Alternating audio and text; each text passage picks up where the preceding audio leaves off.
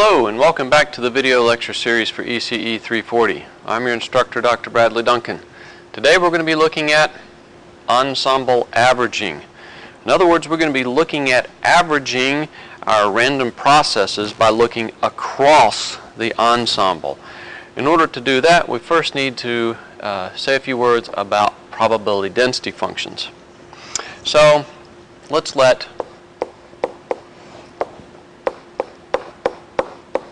x of t be our random process.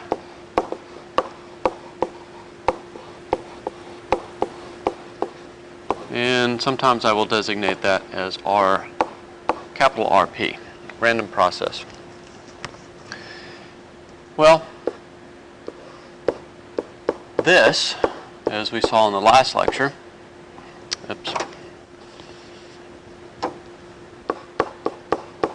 this is going to be known as our first order probability density function.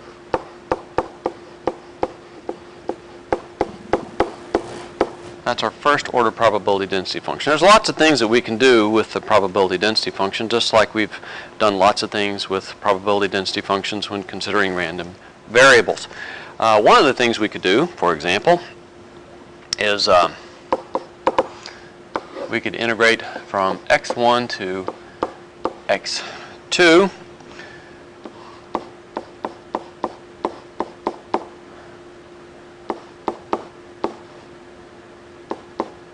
we could perform that integral. We could integrate our first order probability density function between x1 and x2, and what that would tell us is this equals the probability that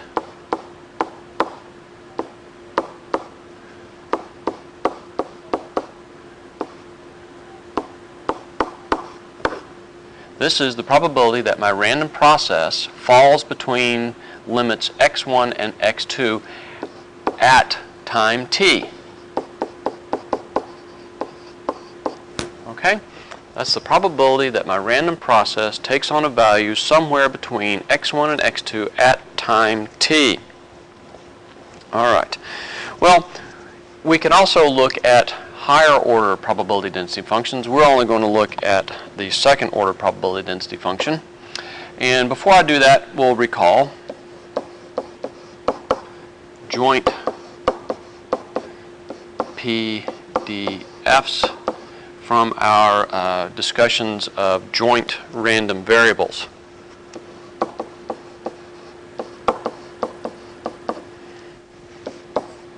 Recall from joint random variable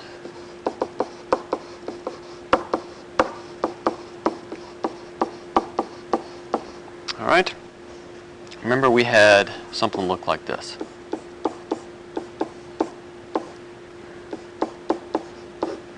That was a joint PDF.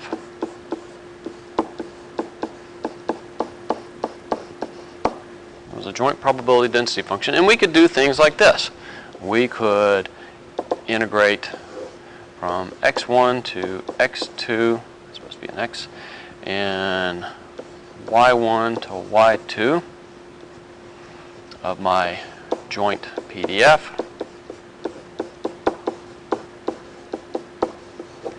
And this was the probability that x1, that random variable x was between x1 and x2. And simultaneously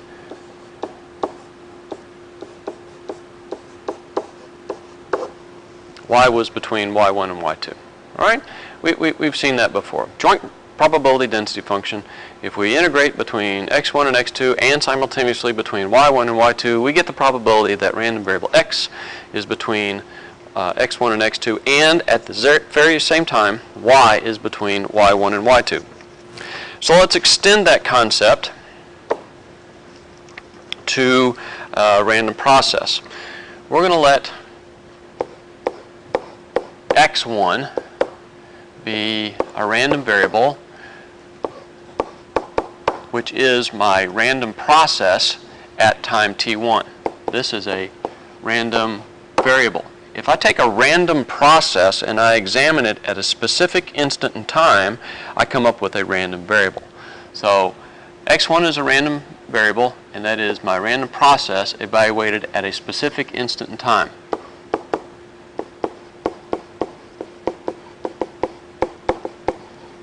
And I'm going to let x2 be my same random process examined at a different instant in time. And then what I'm going to do is I'm going to pretend I have a joint probability density function that looks something like this.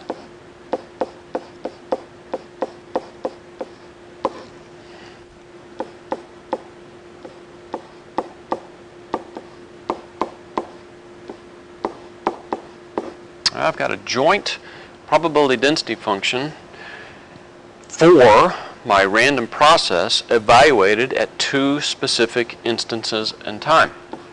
This is what would be known as a second order PDF for my random process. And so, for example, what could I do with that? I can integrate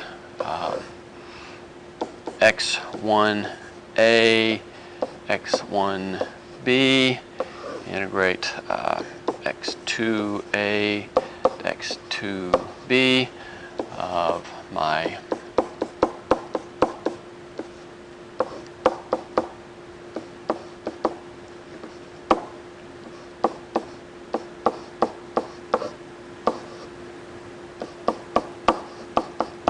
I can do that. I can perform a double integral over my second order probability density function, and what this tells me is the probability that, let me just write it down, then I'll discuss it.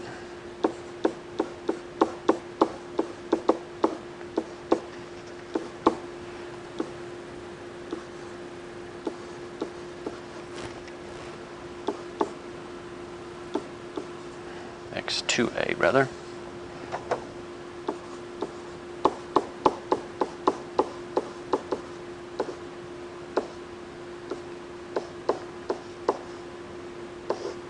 Alright?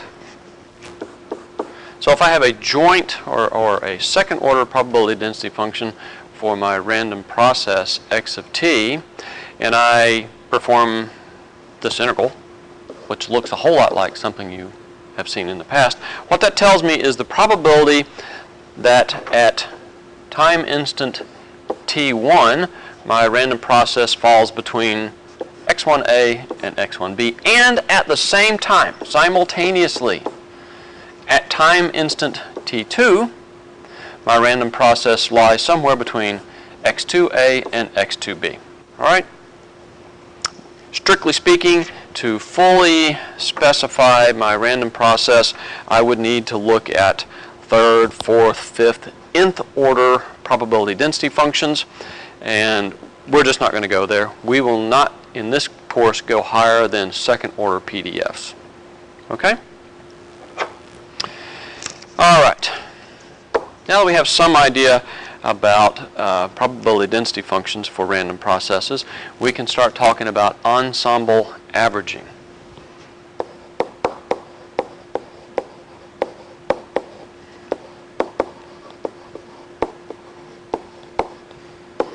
Ensemble averages imply that we are looking across the ensemble.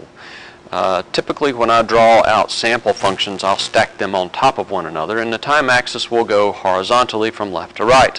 Looking across the ensemble means I'm going to be looking vertically across the ensemble. So ensemble averaging is performed by looking across the ensemble.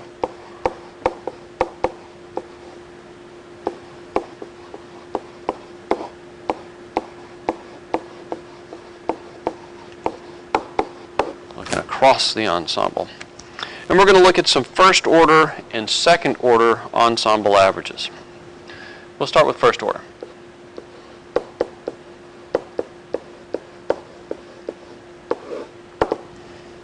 All right.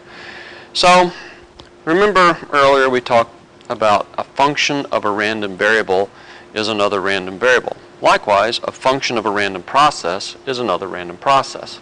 So if G is a function of a random process x, This is another random process.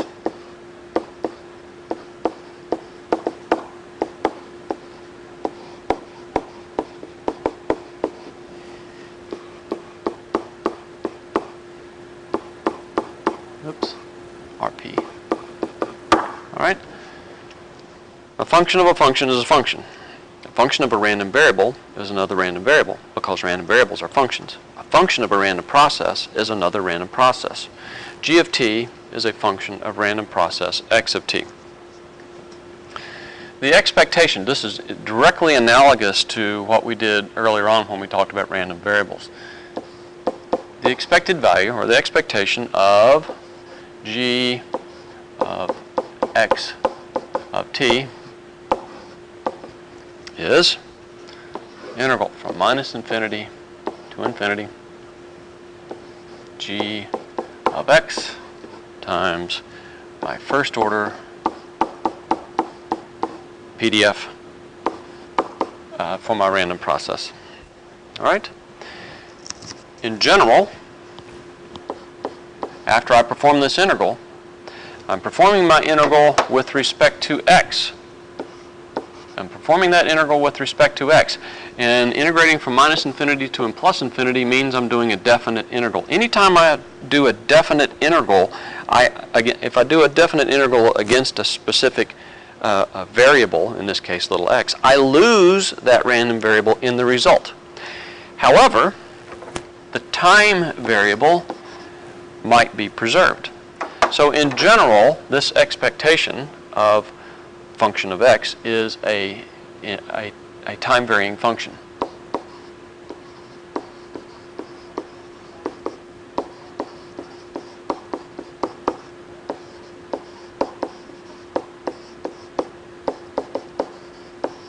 All right. In general, after I perform that integral, my result is a function in time. All right. So we're still talking about first order ensemble averages. Let's talk about some special cases.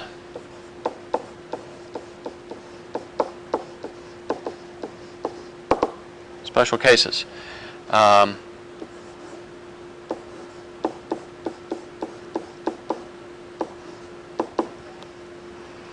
If my function of x is just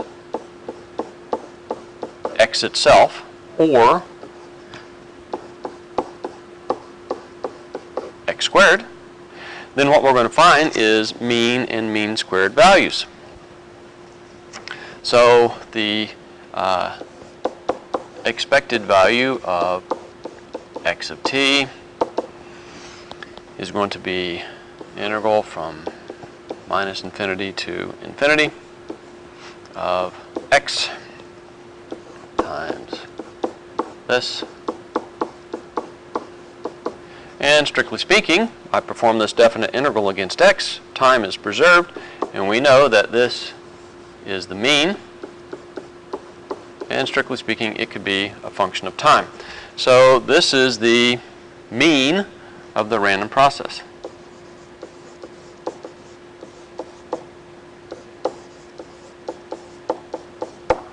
That's the mean of the random process. Similarly, the expected value of my random process squared equals minus infinity to plus infinity x squared times my first order probability density function. Oops. I need time for x first. And this is the mean squared value.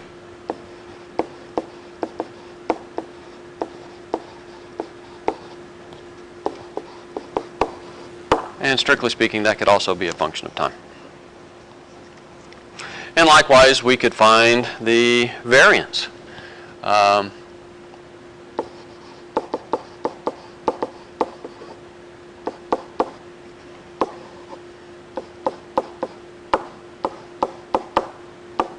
The variance is, strictly speaking, going to be a function of time.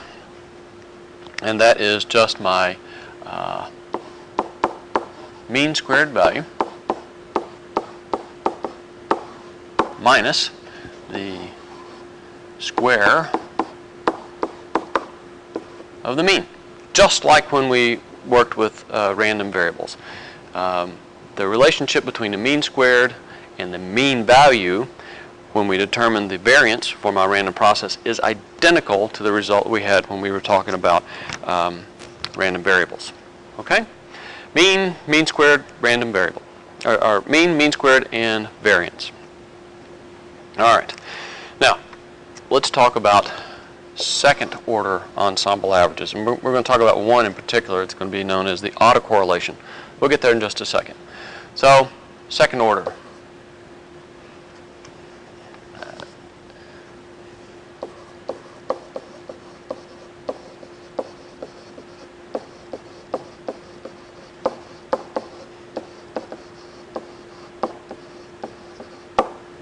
All right. Remember this. Recall from joint random variable discussions.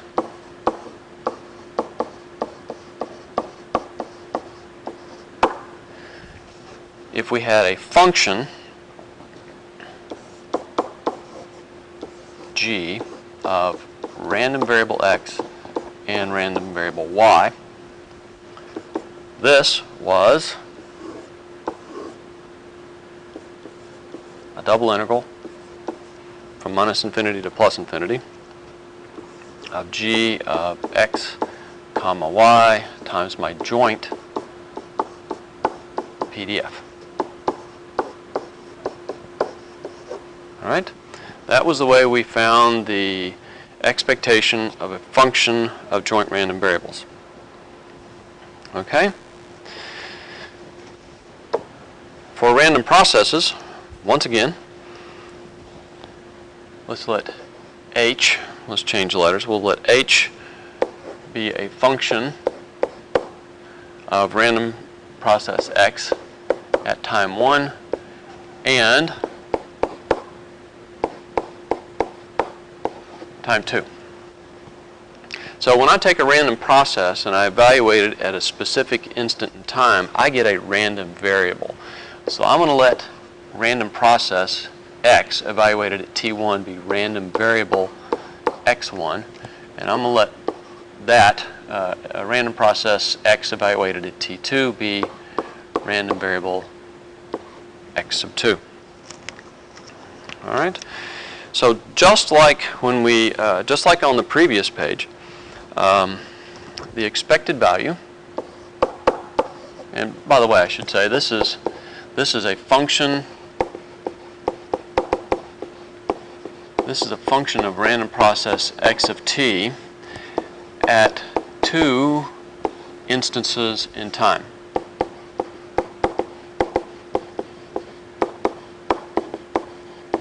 Okay? H is a function of my random process x at 2 separate instances in time. So the expected value of h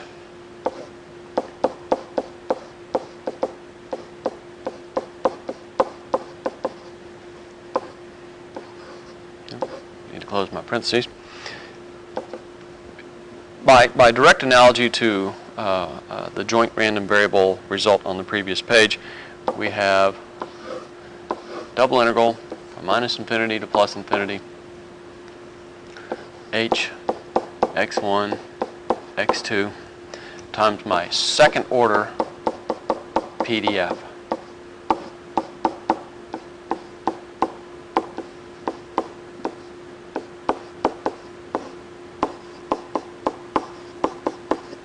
That's what that is. All right. Now you'll notice here I'm also performing a definite integral, and I'm integrating against x1 and x2. My result can be a function of t1 and t2. So my result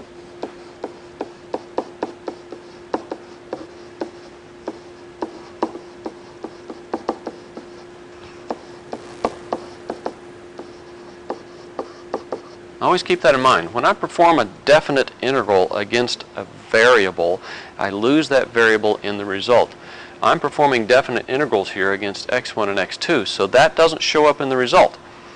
But I'm not doing anything with x1 and x2, so that can be preserved. All right. Okay. Let's look at a special case. Still talking about second order ensemble averages here.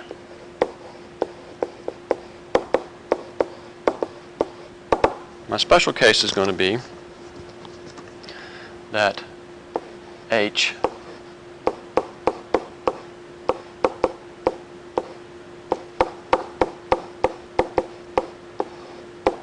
my function of my random process evaluated at 2 instances in time is just going to be the product.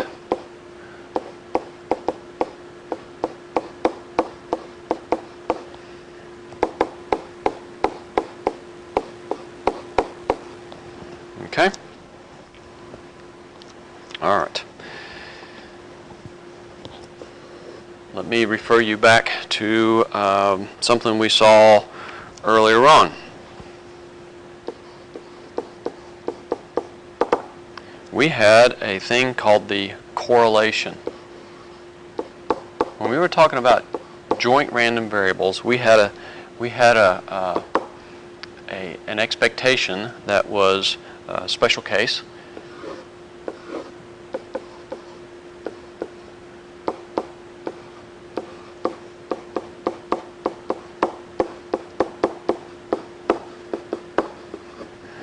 And we call this thing the correlation. All right, go back and check your notes. When we performed this particular integral, we took my function of x and y was just simply the product of x and y. And I performed that integral by multiplying from minus infinity to plus infinity for both x and y of x times y times the joint probability density function. I got a result, and we called that result the correlation. We didn't develop that in too much detail. We used correlation to calculate correlation coefficient, and we talked quite a bit about correlation coefficient. We're going to extend the concept of correlation now to random processes, and we're going to develop that concept fairly completely. So now what we're going to have is we're going to have a correlation term. It's going to be only of my one random process, but my integral can be, my result can be a function of time t1 and t2, as we saw earlier, minus infinity to plus infinity, x1, x2, times my second order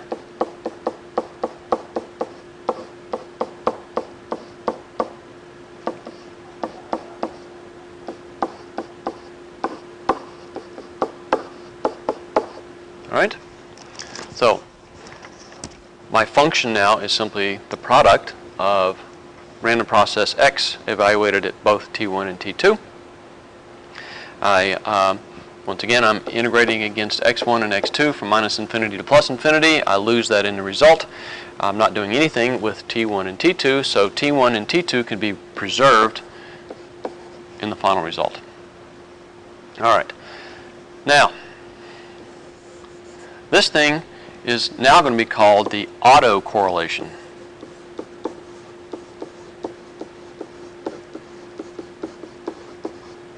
Previously we just called it correlation. Now we're going to call it autocorrelation because in effect what I'm doing is I'm comparing a single random process, x in this case, to itself at some other instant in time. All right, turns out, and I'm going to have more to say about this in just a few minutes, correlation, or autocorrelation in particular, is a quantitative measure of the similarity of a random process to itself at a later time. Okay? I'm comparing random process x to itself. That's why we use autocorrelation. Later on, we will talk about cross correlation when we consider two different random processes at and how they might compare to one another. Okay. Let's do a specific example.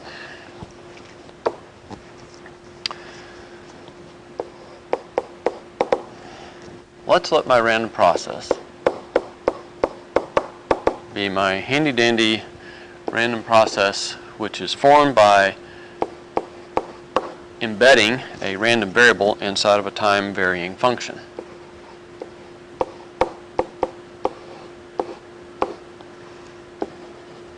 This is a random variable uniform on 0 to 2 pi. So this guy's PDF, that's a lowercase theta. This is, the random variable is always designated with a capital letter. The specific values of my random variable are designated with a lowercase letter. So my capital theta here is going to be with the bar clear through it. So that's going to look something like this. And the peak value will be 1 over 2 pi. And of course the area of that probability density function is exactly 1. We're going to look at this a lot. All right. Notice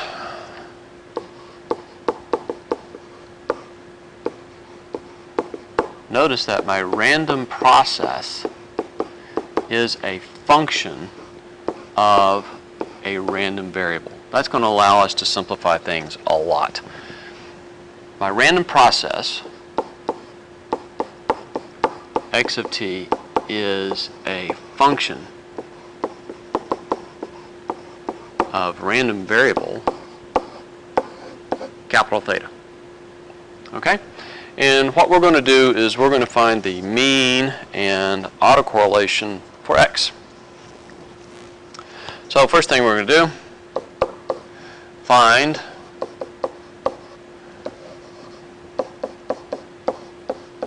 the mean value of my random process x.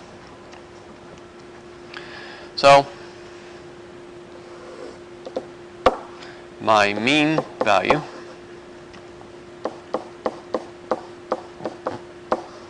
is just the mean of a function of random variable theta, and that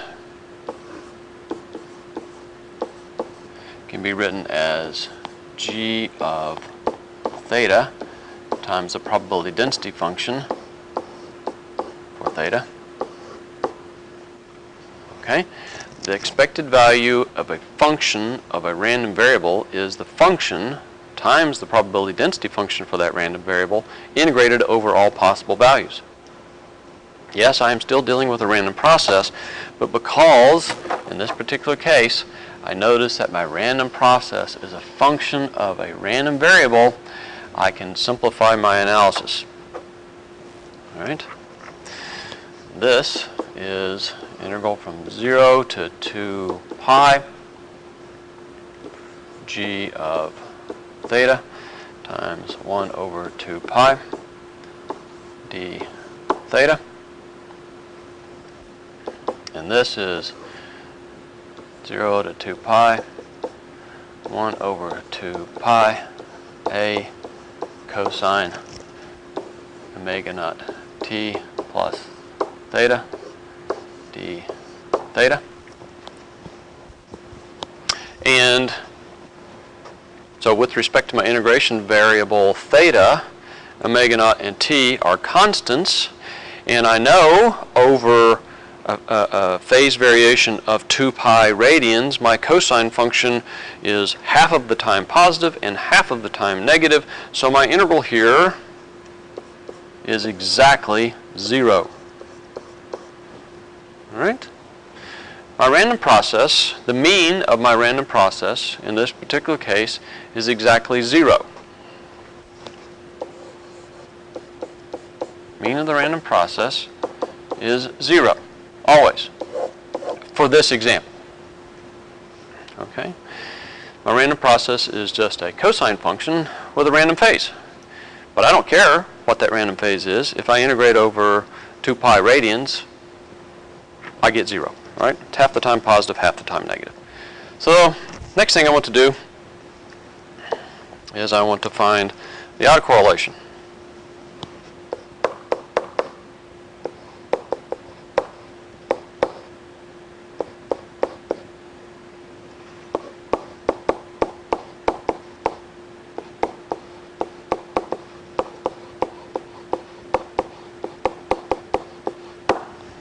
All right.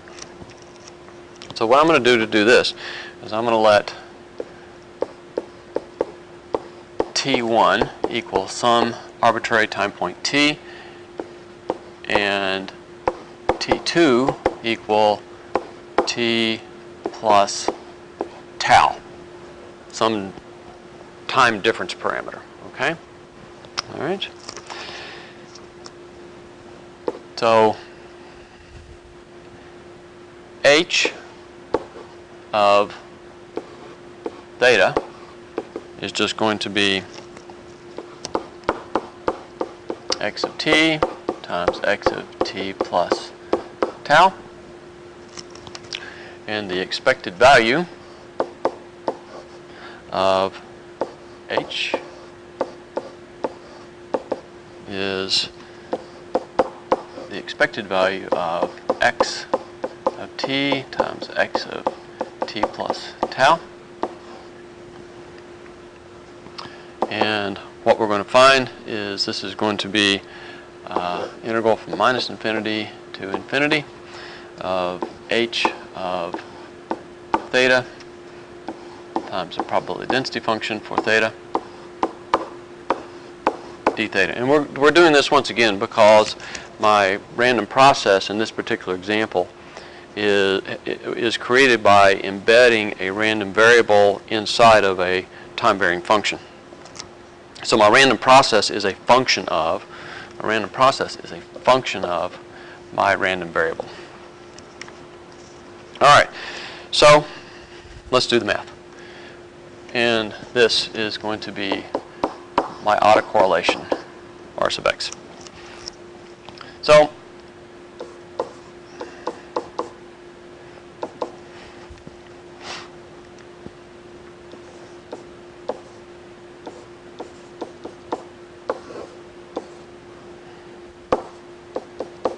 let's put this all in.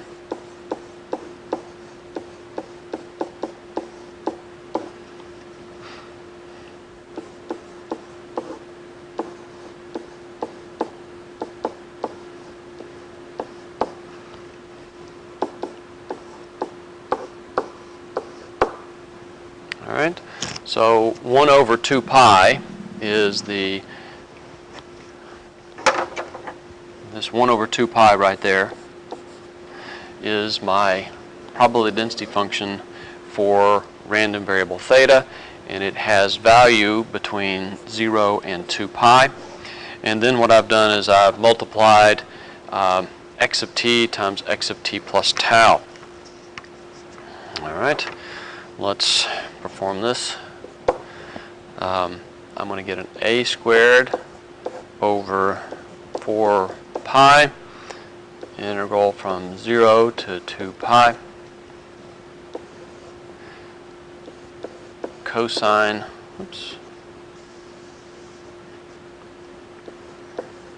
cosine omega naught tau plus cosine 2 omega naught t plus omega naught tau plus 2 theta d theta. All right, and I have used, to this point, I've used an identity, cosine A cosine B equals 1/2 cosine A minus B plus 1/2 cosine A plus B. That's how I got to that point. All right. Now, notice this. My first part of my integrand, this part right here, is not a function of theta. However, my second piece of my integrand is a function of theta.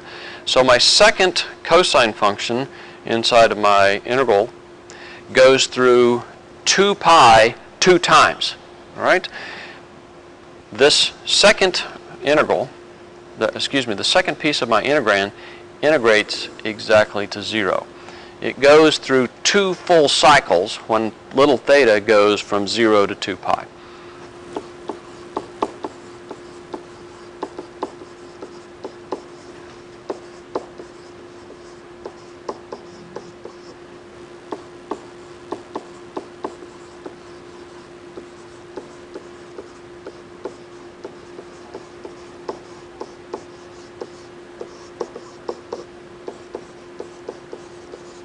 All right, that term integrates to 0 since it goes through 2 full cycles when little theta goes from 0 to 2 pi. All right, and then we go to the next page, and our result ultimately is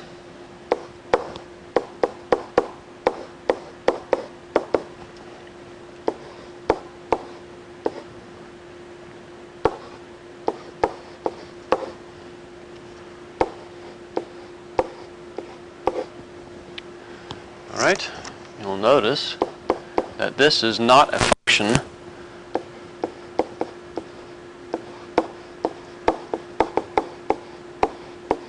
function of time, but only the time difference parameter tau.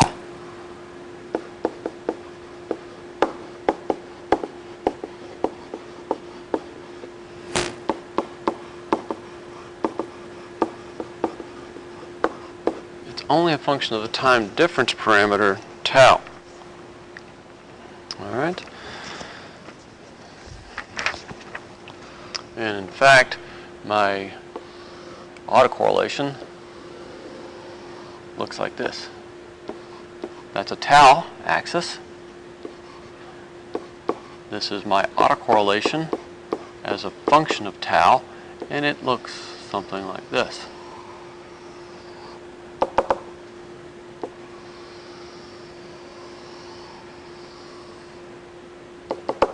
Right? That's 0. This is capital T over 2. This is T. This is minus T over 2. This is minus T. T is the period.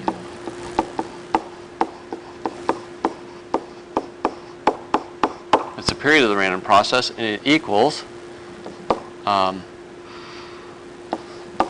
2 pi over omega naught seconds. All right. And so let's make a couple of observations here. Remember, my random process x of t was a cosine omega naught t plus random variable theta. My autocorrelation is periodic with the same period.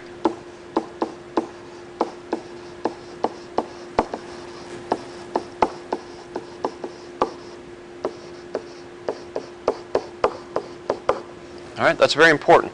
If I have a periodic random process, my autocorrelation is also going to be periodic with the same period. All right, another thing. This is really very important. I want you to spend some time thinking about this. Autocorrelation, I said this earlier, but I didn't write it down. I'm going to say it now and write it down. Autocorrelation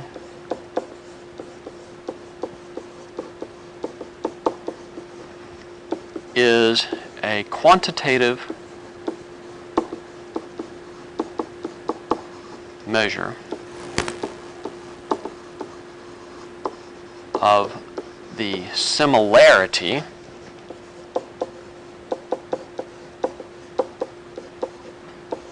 of a random process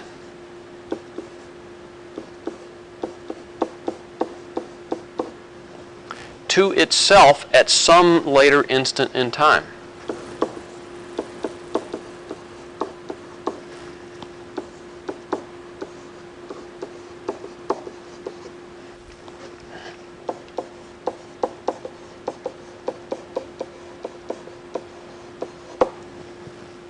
I should strictly speaking say later or earlier. All right. The point here is that autocorrelation is a quantitative measure. It's a number or a function. And it is a quantitative measure of the similarity of a random process to its shifted self, to itself at a later instant in time. So, if we look up here, when my shift parameter here, or delay parameter, tau, when tau equals 0, my autocorrelation is at its peak. My autocorrelation function is at its peak. And 1 period later, I'm back at the peak. 1 period in the past, I'm at the peak. A half a period into the future or a half a period into the past, I'm exactly dissimilar. Right? I'm 180 degrees out of phase. I'm exactly dissimilar. If I go forward 3 periods, 4 periods, go back in time 3 periods, 4 periods, I am exactly similar to my shifted self. All right, does that make sense? All right. Autocorrelation is a quantitative measure of the similarity of a random process to itself at a later or earlier time. Very important concept.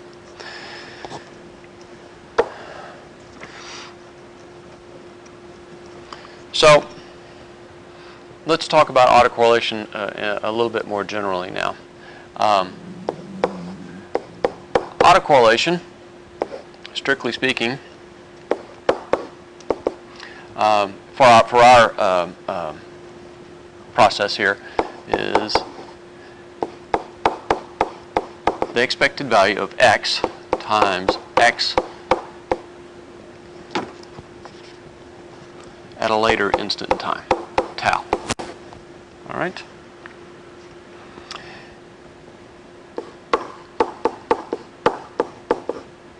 And I guess I should write it down. I'm still working on the same example here.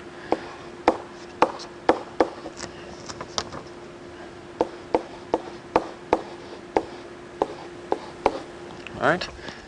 The autocorrelation, the autocorrelation evaluated at 0 is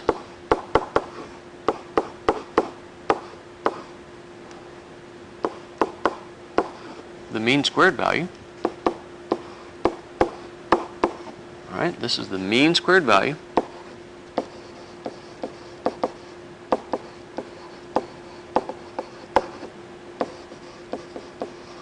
Right?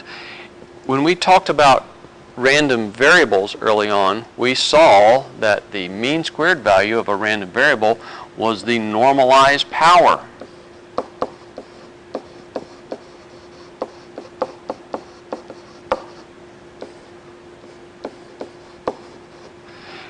Or the RMS value squared. All right? Check your notes. Go back and look. We saw that the mean squared value of a random variable was also known as the normalized power. And we also saw that that was the RMS value of that random variable squared. Well, recall this.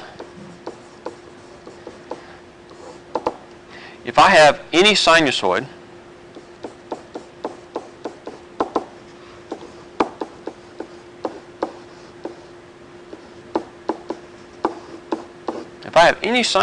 regardless of what the start phase and regardless of what the frequency is, then the RMS value for x